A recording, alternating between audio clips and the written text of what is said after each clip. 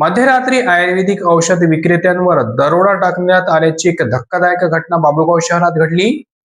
स्थानिक police station अंतर्गत येणाऱ्या बाबुळगाव शहरात मध्यरात्रीच्या सुमारास एका अज्ञात टोळीने आयुर्वेदिक औषधी विक्रीसाठी आलेल्या कुटुंबावर हल्ला चढवून दरोडा टाकल्याची एक खळबळजनक घटना उघडकीस आली आहे. या घटनेत आरोपींनी मारहाण करून सोन्या चांदीच्या दागिन्यांसह रोख रक्कम लंपास केली आहे.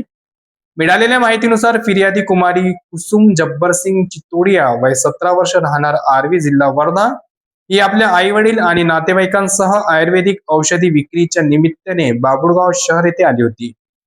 14 मे 2026च्या मध्यरात्री 2 वाजताच्या सुमारास अज्ञात आरोपींनी या कुटुंबावर अचानक हल्ला केला. आरोपींनी लाकडी काठीने फिर्यादीचे वडील, आई आजोबा, मामा आणि मामी यांच्यावर जबर मारहाण केली.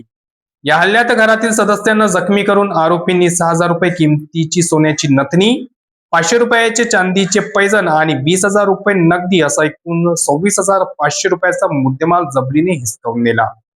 घटनेची माहिती मिळताच बाबुळगाव पोलीस ताफा रात्रीच घटनास्थळी दाखल झाला.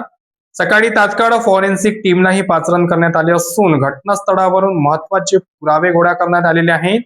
या प्रकरणाचा तपास पोलीस अधीक्षक, अप्पर पोलीस अधीक्षक आणि उपविभागीय पोलीस अधिकारी यांच्या मार्गदर्शनाखाली सपोनी बेंबरे करीत आहेत. या घटनेनंतर सकाळी बाबुळगाव शहरात विविध चर्चा आणि अफवांना उधाण आले होते. मात्र पोलिसांनी परिस्थिती संयमाने हाताळली असून नागरिकांनी कोणत्याही अफवांना बळी पडू नये असे आवाहन प्रशासनाकडून करण्यात आले आहे.